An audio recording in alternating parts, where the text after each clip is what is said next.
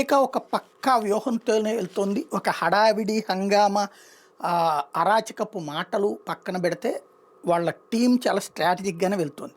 $30 trillion ఆదాయం, అదే $30 trillion GDP, $39 trillion అప్పుంది. అంటే జీడీపీ కంటే $9 ట్రిలియన్ ఎక్కువ అప్పుంది. అప్పుల మీద వడ్డీలు, దానికి దారుణమైనటువంటి పరిస్థితి. చివరికి సంక్షేమాలకి ఇబ్బంది అవుతున్నటువంటి పరిస్థితి. అది ఆర్థిక అస్తవ్యస్తత నుంచి కంట్రోల్ చేసుకోవడానికి వేస్తున్న అడుగులే ఒక్కొక్కటి కూడా. వెనుజులా మీద దాడి మనకి మదురో, డ్రగ్సు ఇది కాదని ప్రపంచం మొత్తానికి అర్థమైపోయింది.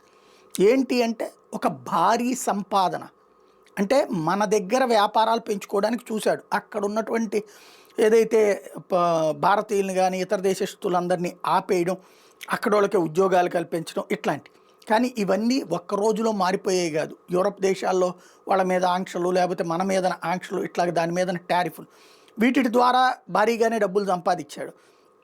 దాదాపు $65,000 బిలియన్ దాకా డబ్బులు వచ్చినాయి అన్నటువంటి తనే ప్రకటించాడు. అందులో కొంత ప్రోత్సాహకాలు ఇస్తామని కూడా ప్రకటించాడు. దాని మీద పక్కన కోర్టులో విచారణ జరుగుతున్నటువంటి సందర్భంలో ఆ కోర్టు మొన్న శుక్రవారం తీర్పు ఇవ్వాల్సింది ఆపేసింది. అంటే అక్కడ కూడా ప్రెజర్ చేయగలిగాడు. ఎందుకని అమెరికాకి ఇప్పుడే రూపాయి సెట్ చేస్తున్నాం అన్నటువంటి రూట్లో అది ఒకటైపోతుంది. ఇప్పుడు రెండవ కాన్సెప్ట్ ఏంటంటే వెనిజులాలో ఉన్నటువంటి ఆయిల్, దాని మీద దాడి చేశారు, మదురోని పట్టుకుపోయారు.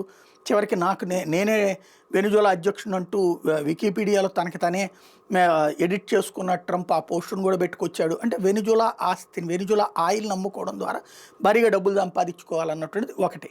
అందుకని ప్రపంచ దేశాలను కొనుక్కోమంటున్నాడు. అట్లాగే క్యూబా వాళ్ళని కూడా మా దగ్గరే కొను, ఇంకెవరి దగ్గర కొనడానికి వెళ్ళదంటే బలవంతంగా కొనిపించడం ద్వారా రూపాయి సంపాదించాలనుకుంటున్నాడు.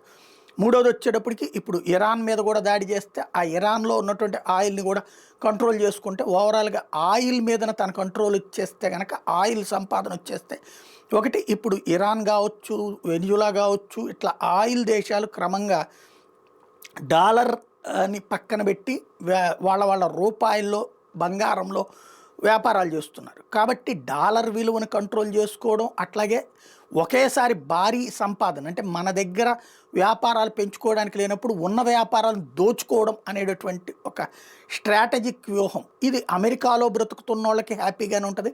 అమెరికాలో బ్రతుకుతున్న మనవాళ్ళు కూడా దాన్ని సమర్థించచ్చేమో. కానీ జనాల్ని దోచి ఇప్పుడు తను లాభపడాలనుకుంటోంది అమెరికా.